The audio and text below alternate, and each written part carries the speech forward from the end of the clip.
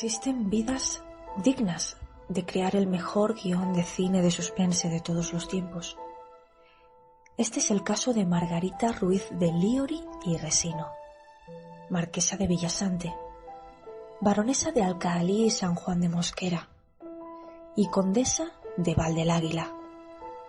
Una mujer a la que considero excepcional desde cualquier punto de vista. Periodista, abogada, pintora y, lo más llamativo, espía, tanto al servicio de Primo de Rivera como del rebelde marroquí Abdelkrim. No obstante, parece que sus aventuras como agente doble perdieron toda la importancia al verse involucrada en un escándalo familiar de lo más truculento: la mutilación del cadáver de su hija, Margot Shelley Ruiz de Liori, en 1954. YouTube, Autolitus Channel. Margarita, nacida en 1889 en Valencia, era la menor de las dos hijas de Soledad Resines de la Bastida, marquesa de Villasante, y José Ruiz de Liori, el que fuera barón de Alcaalí y San Juan de Mosquera. Su padre había despuntado como político durante el reinado de Alfonso XII, al convertirse en gobernador civil de Mallorca, alcalde de Valencia y diputado de las Cortes hasta en 2 ocasiones. Puedo contar que además estuvo estrechamente vinculado a la masonería valenciana, contagiando a su hija Margarita de su curiosidad por el ocultismo, el secretismo y el esoterismo de esta institución. Su madre, en cambio, era la heredera de un importante patrimonio de fincas, inmuebles y acciones industriales.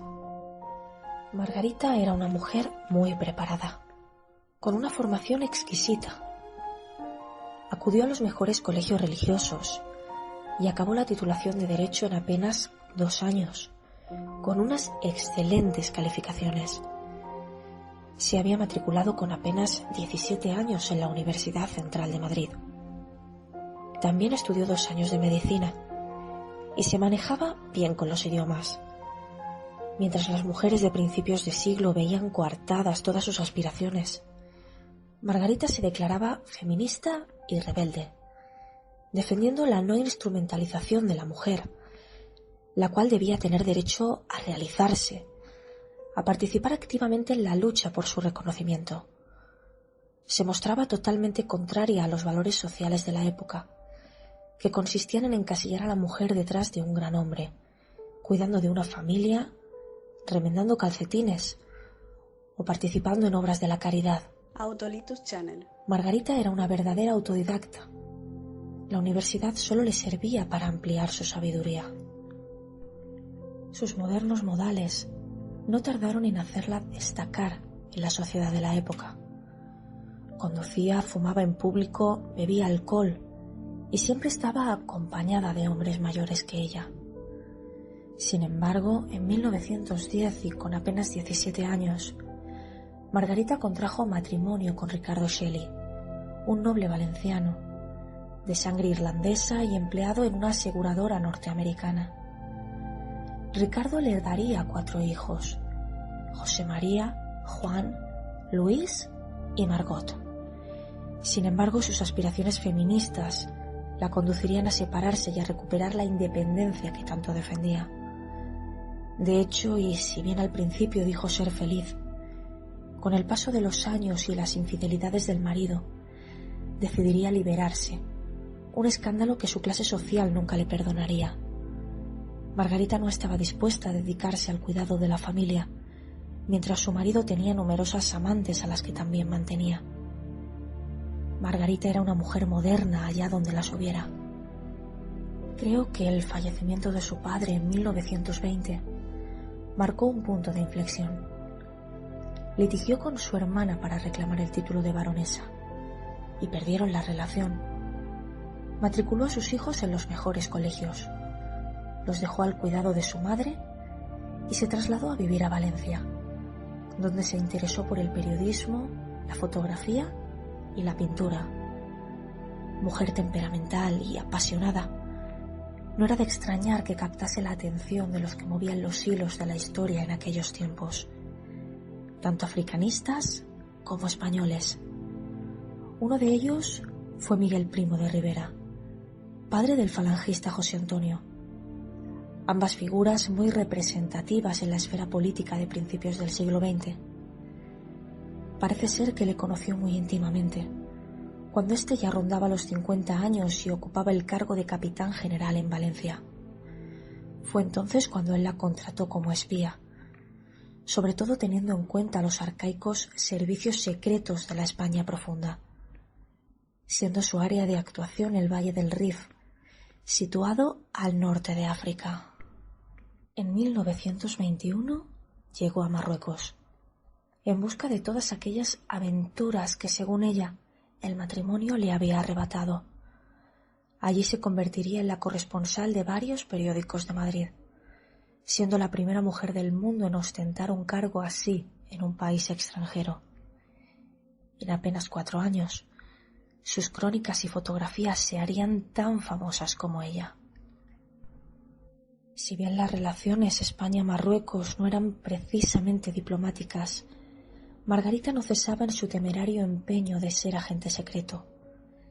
Las malas lenguas cuentan que solía ocultarse bajo disfraces masculinos para entregar mensajes españoles en tierras baldías, hasta tal punto de convertirse en la amante de Abdelkrim, político y líder militar que encabezó la resistencia durante la Guerra del Rif.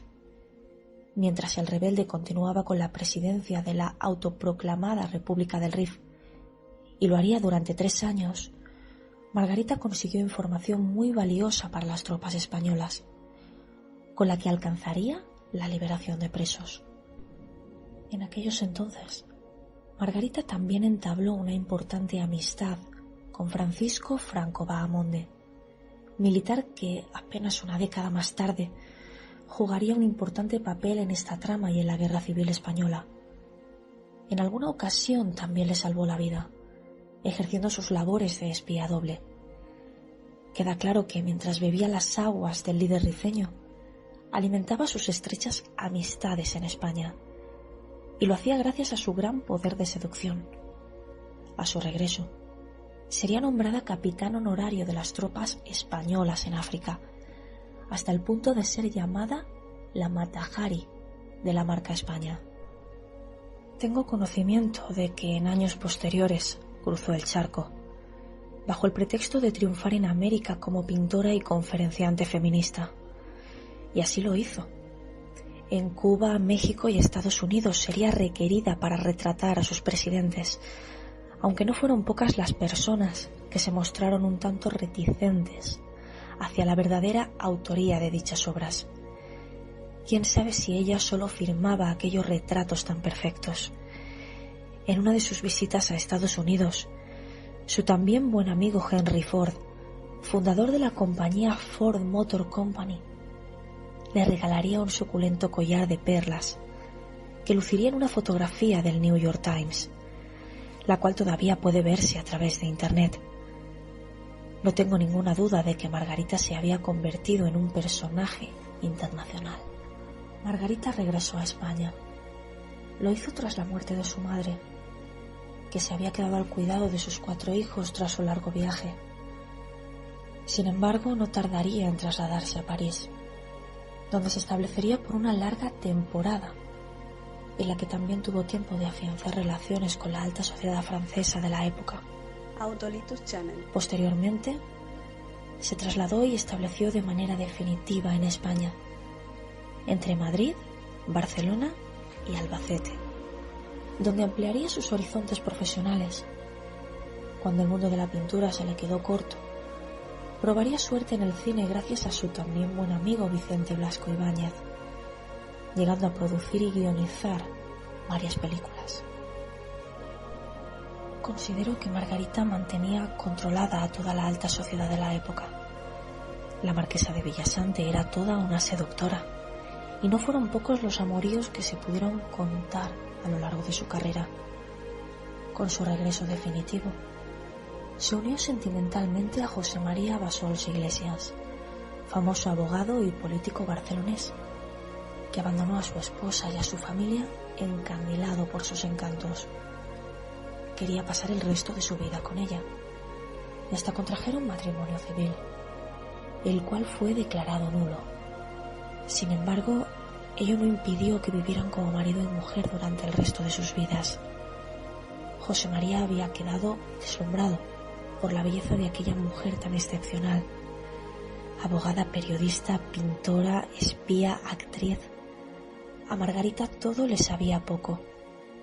Juntos se dedicaron al ocultismo y a la investigación paranormal durante largos años. A pesar de su brillante trayectoria, toda una leyenda negra recayó sobre ella tras la muerte de su hija Margot, la menor de los 4 y también la más frágil. Su fallecimiento se produjo el 19 de enero de 1954, a los 37 años, y moriría por una infección pulmonar. Días más tarde, Luis Shelley Ruiz Liori, hermano de la fallecida e hijo también de Margarita, llamó al semanario el caso y acto seguido se dirigió a la comisaría más próxima. Según su testimonio, su madre tenía la desagradable afición de realizar amputaciones a los cadáveres de las decenas de animales que tenía en casa, y también a su hermana ya fallecida, a la que le había cortado la mano derecha. Tras la muerte, habían encontrado sobre la cama de Margot unas tijeras y unas pinzas de disección. Parece que también había pedido una garrafa de alcohol y algodón, además de quedarse sola con el cadáver de su hija toda la noche. El juez no tardó en ordenar la entrada y registro del inmueble, situado en la calle Princesa de Madrid. Allí encontraron un importante número de perros, gatos, canarios y tórtolas. También, en el interior de una lechera de plástico y flotando sobre alcohol, localizaron la mano derecha de una mujer. Después, en un frasco, un par de ojos y una lengua. Igualmente, había vello púbico y un gran número de cabezas de animales muertos, especialmente perros. Rápidamente se ordenó la exhumación del cadáver de Margot y se realizó la autopsia, bajo el pretexto de confirmar o rechazar la hipótesis de un posible crimen. Efectivamente, el cuerpo de Margot tenía ausencia de la mano derecha, de la lengua, de los ojos y de vello púbico, aunque la muerte sí es cierto que se había producido de forma natural.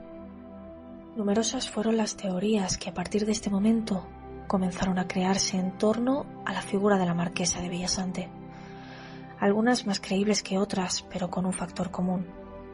En cualquier caso, Margarita parecía delirar.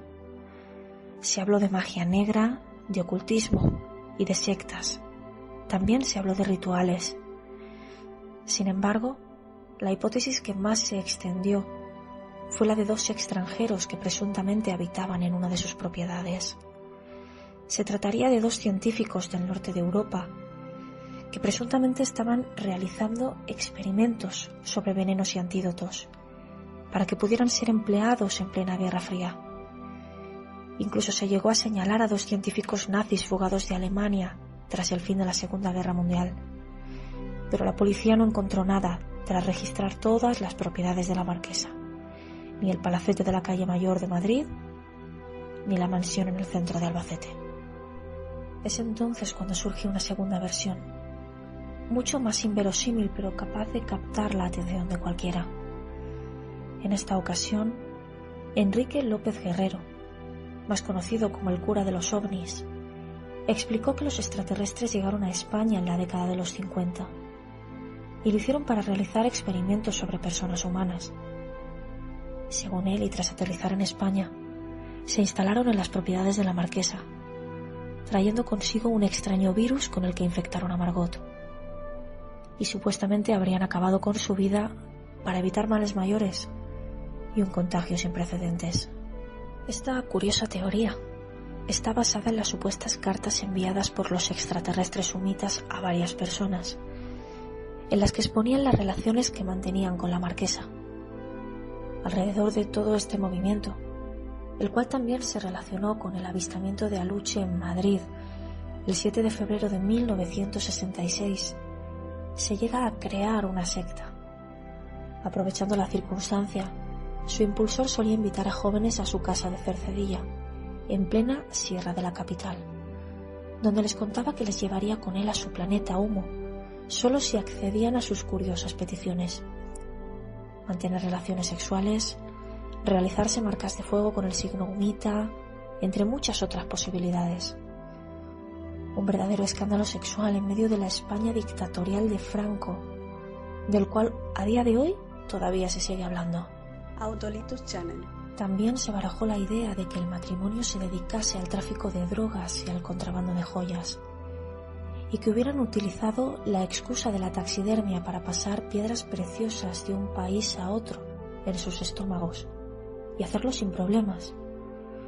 Lo cierto es que esta suposición tendría una cierta coherencia, teniendo en cuenta esa actitud tan propia de la marquesa de sentirse más que el resto del mundo. Además, quiero recordar que, entre otros muchos oficios, Margarita había aprendido también la taxidermia, y en su casa se pudieron encontrar multitud de restos disecados. ¿Acaso no tendría sentido, más aún conociendo la trayectoria de la marquesa, que se recorrió medio mundo y pactó con los más grandes? En este caso, y si bien no puedo hablar de tipología de asesinos, sí voy a resaltar la actuación tan sumamente organizada de la marquesa de Villasante a la hora de practicar la mutilación. Ya lo he dicho, parece ser que Margarita tenía experiencia diseccionando animales. Esta se había convertido en su afición preferida en los últimos años. Tenía herramientas para ello y sus estudios de medicina la habían ayudado a mejorar la técnica.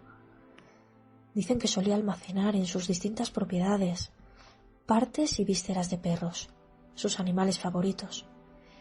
De hecho, parece que todas sus mascotas eran diseccionadas con el mismo cuidado y diligencia con el que mutiló el cadáver de su hija. Y conservó también intactos sus restos. Se nota que Margarita tenía experiencia. Con todo lo aprendido, podría concluir que Margarita padeció un trastorno narcisista de la personalidad. Concretamente estoy hablando de megalomanía. En su identidad se observa que predomina un gran delirio de grandeza, algo que se manifiesta claramente en su comportamiento. La marquesa de Villasante siempre necesitaba más popularidad, y era algo que había experimentado desde su juventud. Casi puedo asegurar que la ausencia de la figura paterna, a la que profesaba una gran admiración, supuso para ella la necesidad de despertar en los demás la adoración que su padre despertaba en ella. Por ello, y desde muy joven, había destacado en la alta sociedad por sus costumbres, alejadas de lo habitual en una mujer de principios del siglo XX. Se definía a sí misma como una mujer feminista, rebelde, capaz de fumar en público o de disfrutar de su propio cuerpo, sin necesidad de depender de hombres.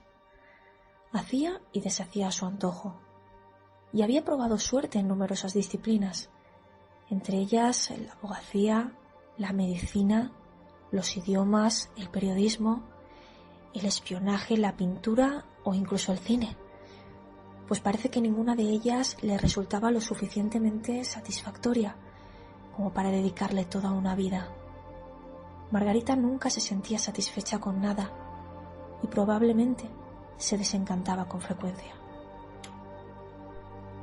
Entre sus características más importantes, destaco su más absoluta prepotencia y su necesidad de admiración, esperando siempre reconocimiento, como si fuera un ser superior al resto de la sociedad por su apasionante currículum. Además, permanecía absorta en sus fantasías de éxito, buscando siempre aumentar su poder, manteniendo estrechas relaciones con personajes que han marcado la historia de numerosos países, a este lado y al otro lado del océano. Se creía bella, especial y única, por lo que solo debía relacionarse con personas e instituciones de su mismo estatus. Si bien defendía la libertad de la mujer y la igualdad de ambos sexos, para ella no valía lo mismo una marquesa que una sirvienta, y era algo que dejaba siempre entrever en sus apariciones públicas. De hecho, ella era una privilegiada y así se la debía tratar, y no mostraba empatía alguna hacia los sentimientos de los demás. Explotaba sus relaciones interpersonales, habiéndose relacionado con numerosos hombres célebres, solo por el mero interés económico o de posición social, aprovechando siempre las circunstancias más favorables para ella. En definitiva, todo le parecía poco, todo era envidiable, y todas las personas la envidiaban a ella por sus virtudes, mostrando un comportamiento y una actitud extremadamente arrogantes, prepotentes y egoístas. Cuando fueron detenidos, Margarita experimentó una gran tranquilidad al justificar las mutilaciones, Autolitus. y lo hizo como resultado de la supuesta adoración que decía sentir hacia su hija Margot, que había destacado desde muy joven realizando labores sociales a favor de personas necesitadas. Refirió que su hija era una santa, por lo que quería guardar sus restos, del mismo modo que se guardan las reliquias de otros santos, y que se guardan incluso en domicilios particulares. A modo de ejemplo, podríamos citar la lengua de San Antonio de Padua, la cual se sigue venerando en un relicario, el brazo de San Vicente Ferrer, conservado en la Catedral de Valencia, o la mano de Santa Teresa, actualmente en la iglesia de la Merced de Málaga, pero que estuvo bajo custodia de Franco desde la Guerra Civil hasta su muerte, para que le diera suerte. Todas estas reliquias fueron en realidad fruto de la incorruptibilidad, es decir, esa propiedad que tiene un cadáver de no descomponerse después de la muerte, a pesar de no haber sido preservado de manera alguna. Suele atribuirse a una intervención divina, por lo que el misterio de la mano cortada y otros restos del cuerpo de Margot podían haberse atribuido a esta explicación de manera razonable, y que su madre tuviese un delirio lo suficientemente grande como para transformar en reliquia los restos de su hija, a los cuales no les hubiese dado tiempo a pudrirse con el poco tiempo que pasó. Resulta más sencillo atribuirlo a un trastorno mental, pues sí puedo comprobar que la marquesa de Villasante tuvo una historia vital que podría calificarse de vida loca, sobre todo si la comparamos con la de otra mujer de la época, y no siendo nada extraño que quisiera mutilar a su hija como hacía con sus mascotas. Y si para ella su hija era una mascota, es importante recordar que ella no crió a sus hijos, por lo que tampoco debía profesarles el suficiente cariño como para guardarse un recuerdo tan macabro. La pareja salió bastante bien parada de semejante y comprometida situación. Por el delito de profanación de cadáveres, Margarita fue condenada a 6 meses de arresto mayor y a 5.000 pesetas de multa, mientras José María a 3 meses de arresto mayor y a 2.000 pesetas de multa, siendo el agravante de parentesco un aspecto sumamente importante en este caso.